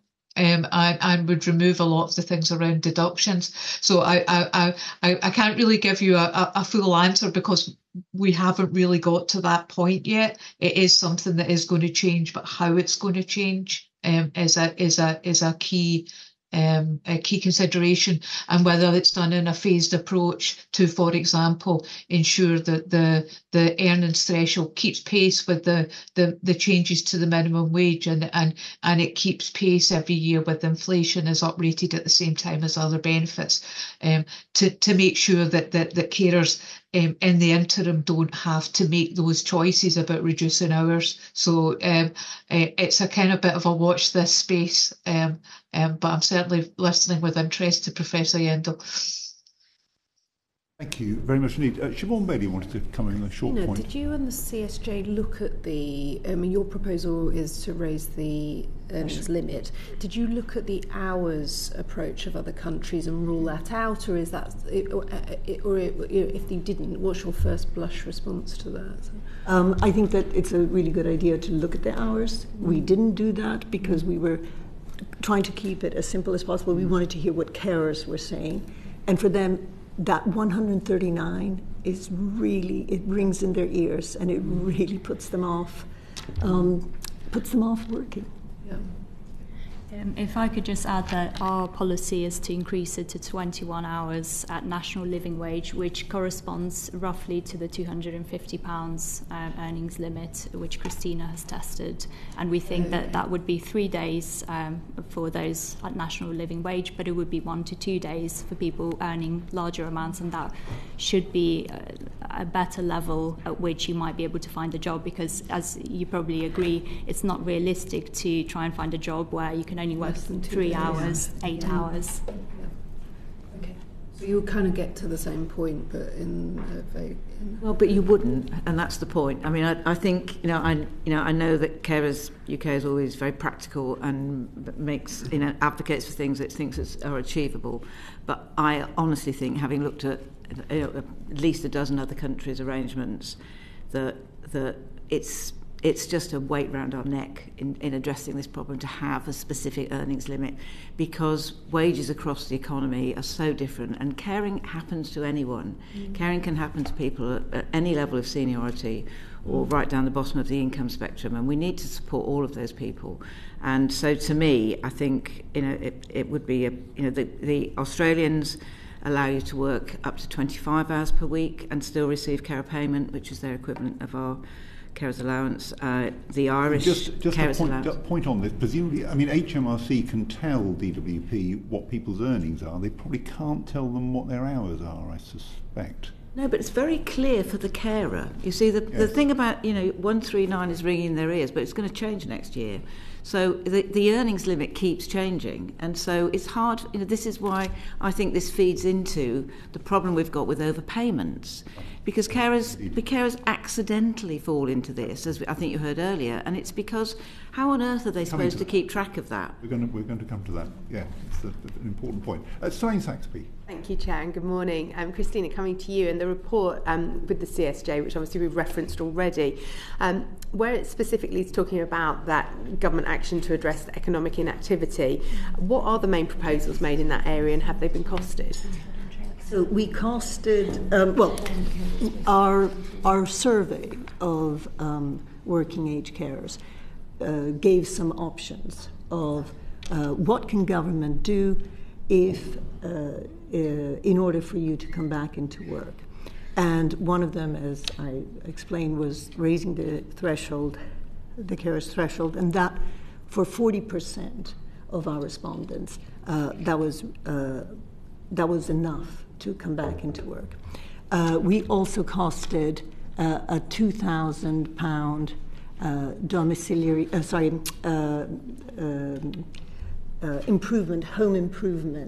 home adaptation, which had 33% of the respondents saying that would be enough for them to go back into work. And we costed that as well. And that turned out to be incredibly, within 15 months, that would come to a net neutral costing. And I can submit our cost-benefit analysis for that as well. So that was the one where there was actually no cost to government. And then we also costed domiciliary care, which I know in Scotland the personal care element is free to everybody. And we costed that, we suggested that as a means to engage people back in the labour market. That also would have drawn back 40% of those who are outside of it, and that proved to be more expensive, £3.2 billion, because, of course, 10 hours of free domiciliary care per even if we were only looking at the 10% most needy, it was about 350,000 people. It would have taken 350,000 people out of care into work, but it cost so much in terms of the salary involved. Again, I can send you the cost-benefit analysis for that. So there are alternative incentives to keeping people in work or making them work longer, more hours. And all of them, I think, would reinforce the message that carers, we are taking care of you. We want you to be part of society rather than feeling marginalised and sidelined. Thank you. And so I'm going to come to you first on this one because I know you're itching to tell us. Are there any international comparators that the committee should consider? I know you've mentioned a couple of different policy areas, but are there any actual specific countries we should look at? There's no country that I would say has a perfect system. And all countries that I've studied, and I and my team have looked at least a dozen different countries, and we have a book that's edited by my colleague Kate Hamblin, which is coming out in June, which looks at 9 countries, including Japan and Australia, but also Canada and some European countries, very different kinds of European countries from very different traditions with their welfare state arrangements. And so, there's no perfect solution, but there's lots of messages there. And the messages are that most countries don't get it right first time and need to change things. So I don't think we should be afraid to make some amendments. It would be a very serious mistake to think we don't need a carer's benefit, and a very serious mistake to think we don't need support for carers. We do need specific support for carers, and they need to be treated as a distinct but transient group of people who need that help, and that's what other countries are doing. We need to think about whether we are putting enough effort into the support for carers who want to remain in work, and we're falling behind other countries in that in a quite significant way. So most other countries now have paid leave for carers. Now we've recently legislated and are about to introduce unpaid right to carers leave, which is a positive step which I support, but we really do need to make it paid, to make it accessible, particularly to those who are on the lowest incomes, because they're the ones who won't be able to afford it, won't be able to afford to give up work even for a couple of weeks. If they haven't got any income coming in, how on earth are they supposed to take carers leave? So most countries have found a way of compensating people when they do that, and there are a range of different models. And what we need to do is think about those models and decide what would be right for us in relation to our employment insurance arrangements, in the other parts of our system that it could be compared to. And I think that's the challenge that the committee and others thinking about these issues, and I'm sure different political parties are probably thinking about their offer on this issue as well. But to me, an important thing is that some countries, for example, you mentioned support for things that you might spend as a carer. Yeah. Some countries offer tax relief on that. That has been considered in the past in relation to how that might work in the UK. You could put that against your liability for tax.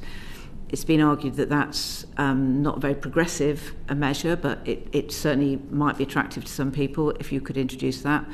Other countries think that what you need is to have really good support at work, and you need a suite of policies, and that's what I've personally advocated for on the basis of my research and experience, that we need a suite of policies. So we led the way in flexible working, and I think we give ourselves credit as a country. We were the first country to introduce the right to request flexible working in the way that we did, and it was rapidly picked up in Australia and New Zealand, and now we're seeing flexible working very prominent around the world. So it's something that's really important.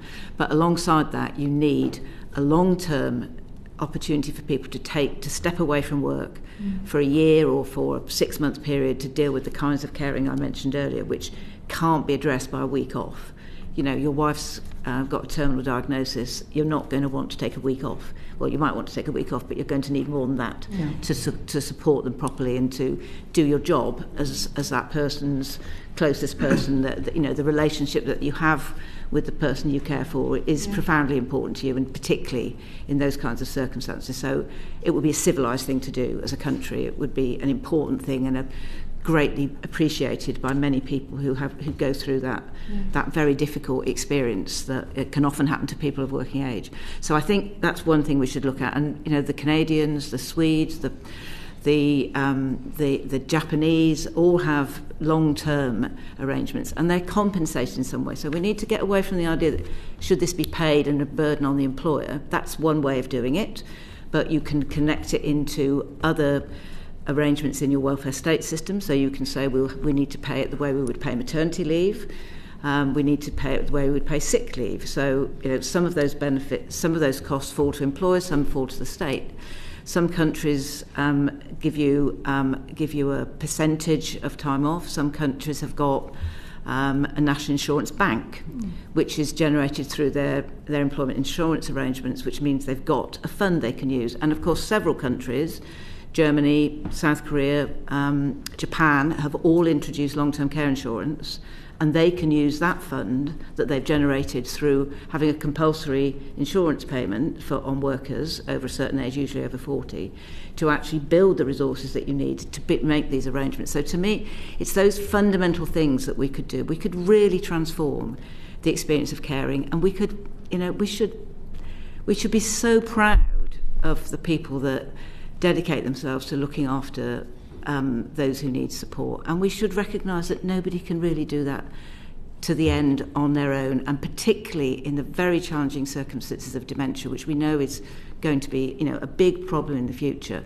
It's not reasonable to expect somebody to spend 7 days a week, 24 hours a day looking after someone on their own who's got that kind of very serious end of life illness. And so we need to make sure we celebrate what carers do and look after them properly, and then reintegrate them into society properly and into their jobs, and not penalise them financially.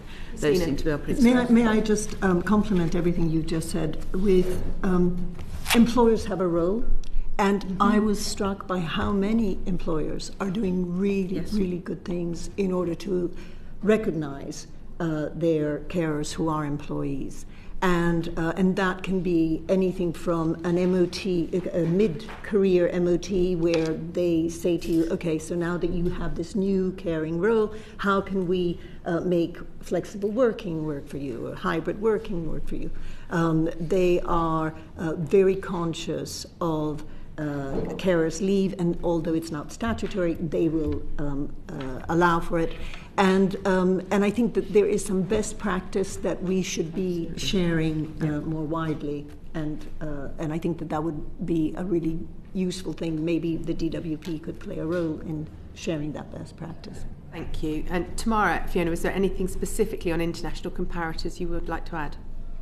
Nothing on international comparisons, but just to support the role for employers. We work with a large number of employers to spread good practice, and many of them offer paid carers leave, even up to 10 working days. So there are really good employers out there, and we should be promoting that and getting more employers to offer support and financial support to carers too. Yeah, and should I say, I could just add that the Employers for Carers Forum, which was initially set up by Carers UK and still is something that you support, is an employer-led forum, and it's the envy of most of the other countries I've visited around carers issues in the world. We have got excellent employment practice in some of our major companies across the spectrum.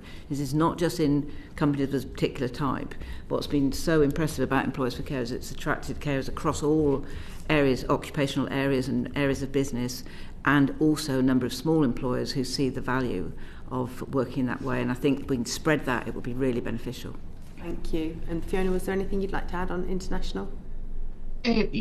Just very briefly, the Scottish Government, as part of the development around carer support payment and the Carers Allowance supplement, did undertake some work around that international evaluation. And I think that would be a useful information to share, and I'm sure they would be able to do from the Carers Benefits Advisory Group. Thank you, that would be great. Thank you. Thank you, Chair. Thank you very much. Now, we're a little bit up against the clock, and there's a couple of extra points that I want to bring in. Sean Bailey is first. Thank you, Chair. Just a very brief one. I just wanted to touch a little bit more on particularly young carers that are out of the system. I'm aware of sort of the context of the last sort of exchange. Obviously was around particularly that employering relationship in terms of the skills piece. A lot of the young carers I've interacted with, particularly in my area, quite often are disconnected from the education system anyway, don't necessarily have the skills anyway because of the responsibilities they've had to take up at home. I fully appreciate obviously that local authorities do have a legal obligation to at least register where young carers are, but where we've got that, what in your view is the sort of central government intervention that can take place to at least give young carers out of the system the similar sort of opportunities? Because we've talked a lot today about sort of people maybe, I don't want to say established carers, but people that want to get into the system, but those that are right at the start, and they're like, how do we ensure that they're not disengaging, they're not dropping out, and is there a role within that, not just for government but for employers as well, to take some sort of responsibility almost preventatively early on? I'm just keen to get your thoughts. I think best practice, and some of the carers organisations at local level are doing fantastic work on this, working with schools and with local authorities and with children's services to identify young carers. And I think, it's often an issue which a young person or a child just takes for granted, doesn't really appreciate that they're doing something which isn't normal, or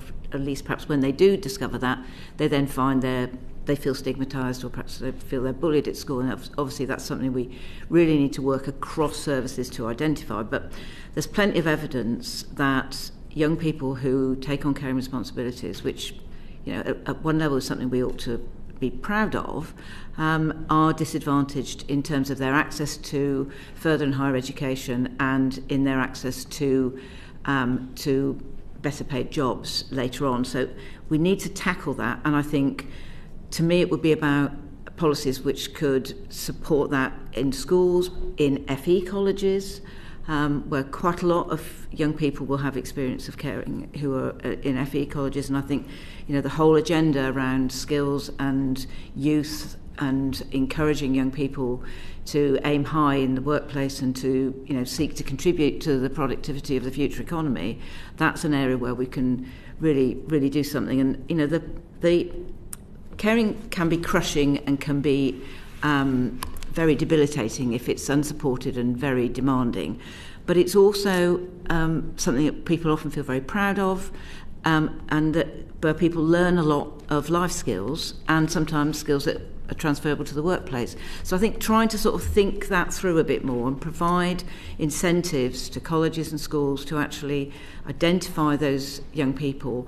This again is an issue which is being picked up certainly across Europe. There's lots and lots of work being done by the European organisation that supports carers, Eurocarers, on young carers, and there's lots of good practice emerging in other countries that we could also learn from. So yeah, I would really advocate for doing something about that as well, because that can sort of seed an inequality which is then very difficult to change later in life.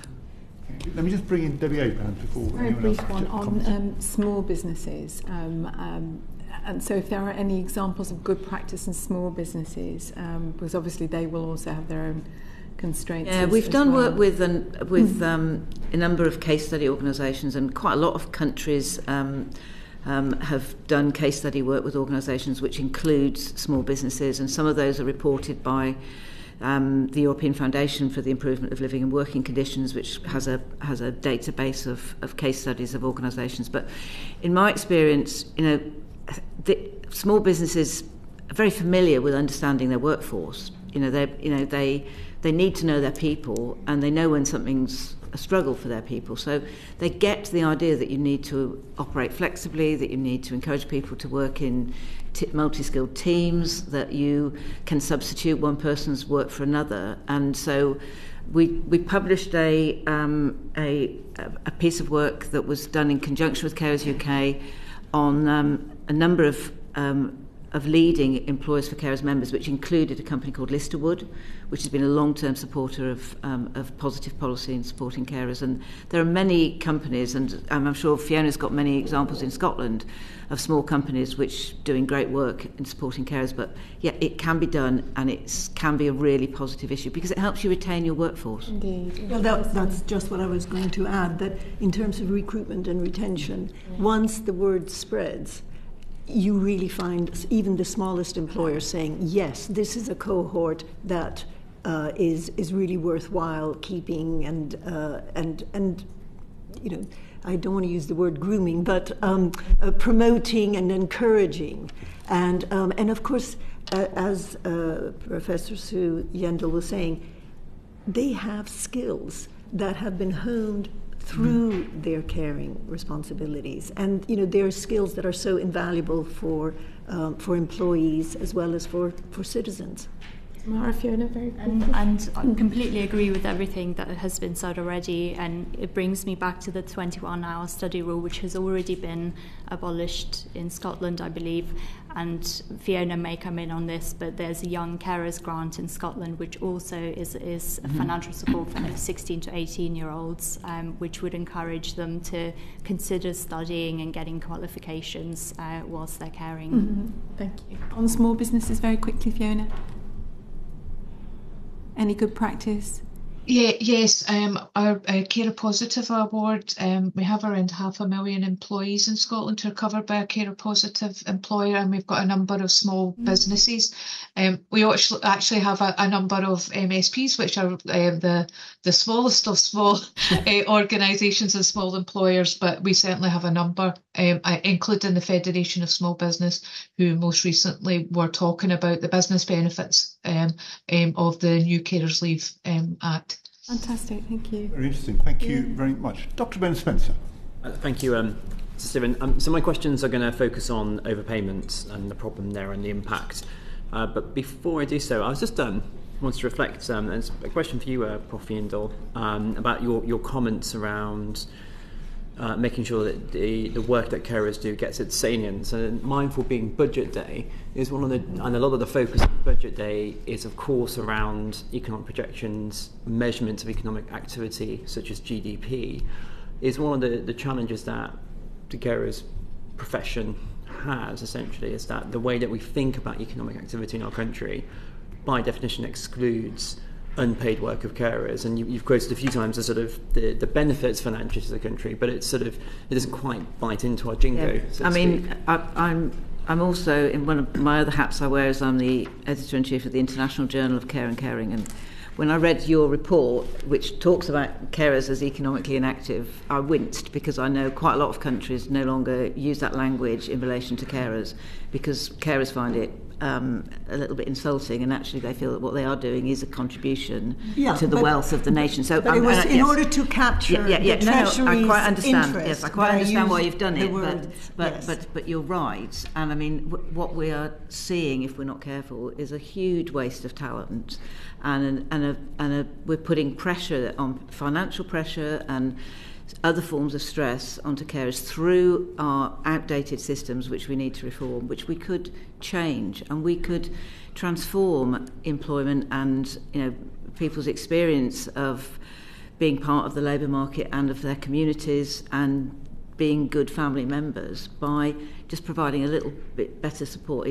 Carers, adjusting the issues for carers is not a massively expensive policy investment, and you would reap back far more probably in the rewards you would get in the economy than you would have to expend, as Christina's partly explained. And I just think that, you know, the investment in carers that we would need to make to enable them to lead full and, you know, satisfying lives and not to be financially disadvantaged throughout middle and later life would be huge. And so it's an ambition we ought to have across the whole of the political spectrum, and that's my most enthusiastic moments at the moment are when I read reports from across the spectrum, the political spectrum, and see we're starting to align on this issue. And I think that's what's happened in other countries, and it needs to happen here too. I used to say this when I was a doctor, which was sometimes patients would say about me looking after them, and I'd sort of say, well, I'm not looking after you, it's your family that's looking after you, it's the broader care network that's looking after you, that, you know, hour by hour I see you for a certain brief amount of time, you know, but it's the care network which is... Yeah, absolutely, yeah. And so that's the other thing I think we need to be remember, that caring is, sometimes it's one person's responsibility in a family for one person, but very often it's shared, and some of the schemes which other countries have introduced, for example, around carers' leave, allow siblings to share the carers' leave. So if you've got a long-term leave arrangement, I think Canada and I think possibly Sweden, I think, is the other country that I'm aware of where you can do this, where siblings can say, well, we'd both like to take some time off, but we'd like to do alternate months, and then they can split the benefit and they can split the cost to their employer or to the state, however it's compensated. But it just seems to me that that's also something that we should be encouraging, and that's why the single person caring for the carer seems to me to be very outdated. Okay. You know, we ought to try and mend that. I'm going to try and put that genie back in the bottle for a moment, so we can crack on with the overpayments questions. I mean, what would you? I can guess what you're going to say. I mean, what would you say is the impact on carers of overpayment of carers allowance? And do you think the situation's got worse, or has it got better since the changes DWP brought in? And then my sort of third part of that, I'll just do a bit of a download for you, which is, what's your scope of the number of people affected, or the proportion of carers who are affected by this problem? I wouldn't know the figures, and perhaps Carers UK would be able to give you those, but I would talk about the strain on families where that occurs, because it's probably something you may in the back of your mind have been a bit worried about it, but you probably were too stressed or overstretched to think, oh, I need to investigate this. It's another thing, another bit of bureaucracy I need to check out. And you're exhausted at the end of the day.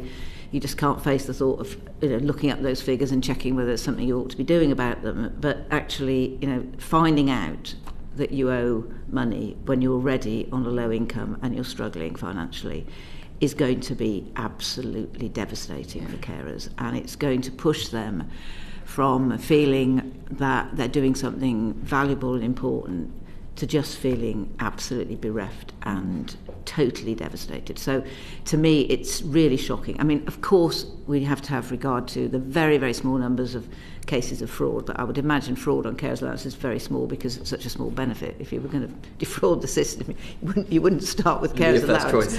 No, it wouldn't be a very clever move.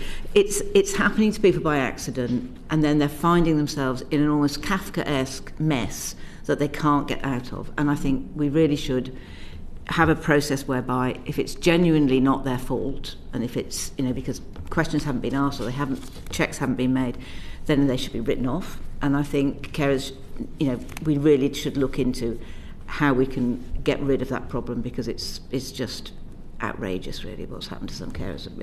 Tamara, you've probably got some numbers.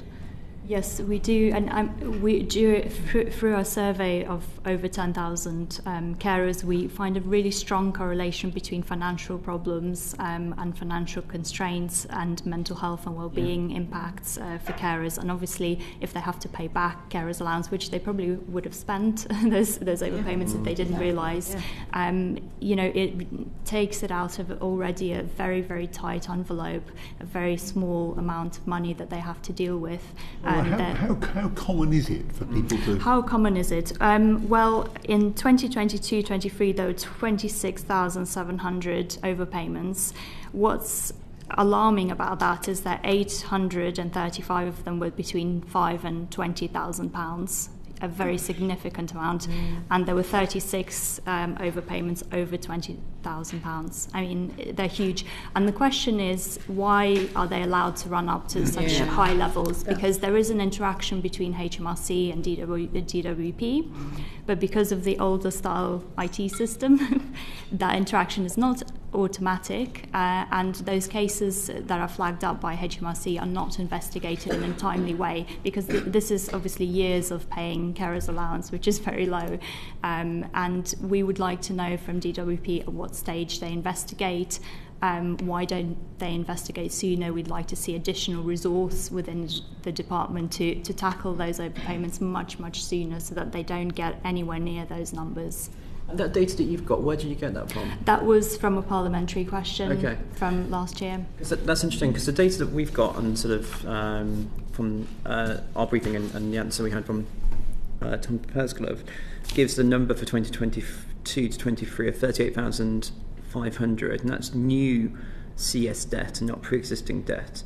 And what's sort of interesting about it is, I was just doing a sort of back of a fag packet sort of calculation. If you take the 1.4 million carers, which is the 2022 data, that's so not 100% comparable, but that's roughly 2.75%, so touching 3%, and that's new debt. So it doesn't give you. And there's only 1 million people getting carers allowance as a payment. So not all carers get carers allowance. Okay. So there's about 1 million people who actually get the payment. So it's even worse than that. Yeah, so that's so it's potentially quite a lot of people. Yes, it is. It's absolutely shocking. Even touching 1 in 10 people who are subject to overpayments, or you have old overpayments that are going through the system. It'd be good if we can get some better data on that, because that strikes me as quite an issue. But my understanding was that the DWP is now reforming its IT system, and it's improving and modernising it so that hopefully this is not an issue that is going to go forward. Well, it strikes me that it's currently quite an issue at the moment. Well, it's an issue of the moment, and I yes, think when they were doing the VEF reformations, that was a few years ago now, in terms of bringing that through. I mean, that's one of the questions I had to ask, which is, with the linking with HMRC, do you think, from your perspective, do you feel that difference in terms of the people who you represent? I don't have any direct experience of that. I've always wondered if there was a way it could be linked to POYE, because most carers who are working, and it's probably that's the other thing. It's probably mainly the carers who are in work, which is only about 10% of the 1 million, who are running up these overpayments. So I think it can. I don't know enough about the technicalities of how this would work, but I think these are questions you need to ask DWP officials and HMRC officials. What can they come up with as a solution? Maybe a short-term solution while they're reforming their IT systems, because we know where we can go with major reforms of IT systems. We've spoken to DWP a lot about IT systems. Yes. But finding a way of connecting that up, and if you can't find a way of connecting it up, then solve the problem the way I've suggested, which is to stop having an earnings limit. I think there is a link through with HMRC, as you described already. What's carers' experience of finding out that they've been overpaid? You make a very interesting point about the amount of earnings, changing year on year. How is this explained to people? How is information got across? How are carers communicated with? Is it sufficient? What are the barriers? I have to say, in the course of my research, I only found I didn't hear how it was communicated. I know how they felt when it was communicated, which was incredible guilt. Beating themselves up because they said, I didn't notice, this is something that has slipped, where I've slipped. And then the prospect of paying back, which in some cases is just devastating because it means penury. Yes, I think carers simply don't notice they have a huge amount of admin in their lives. They're doing all the admin for the person they care for, arranging their care, making sure they're getting their benefits, and then they're doing their own admin, and then they're going to work, because those are the carers that are affected by this. It's communicated to them in a letter once a year, as far as I understand it. But that change, even in the national living wage every year, if you go over just by £1 in your earnings, you lose all of your carers allowance for that week. Obviously, most people's earnings happen over a month, so you might not notice until the month is over, so that's 4 weeks. So it can happen very easily. Okay. Thank you very much. Fiona, can you just tell us, in all the work that's going on about carers' benefits in Scotland, is this question of overpayments being looked at? Are there some proposals around? Yes, there's obviously it's starting from scratch, so you're able to build a system and develop a system as you go along to try and improve the situation. So this system will work with the HMRC, but also as part of it, the data will flag when someone may be over their earnings threshold, so that there's actually a task for Social Security Scotland advisors to contact the carer directly. So this potentially, and I have to say potentially because we're in the very early stages of carers support payment being rolled out only in 3 areas at the moment, that there are opportunities to prevent the level of overpayments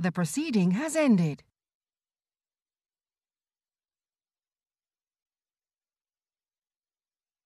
The proceeding has ended.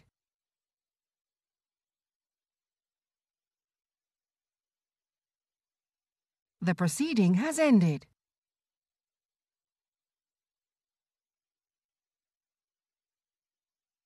The proceeding has ended.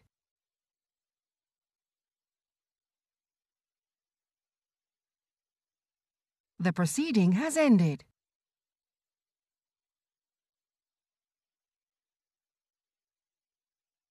The proceeding has ended.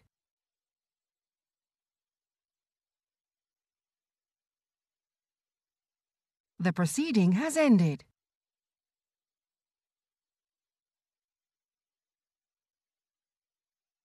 The proceeding has ended.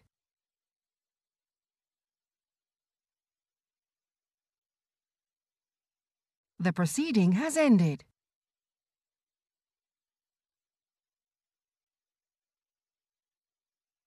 The proceeding has ended.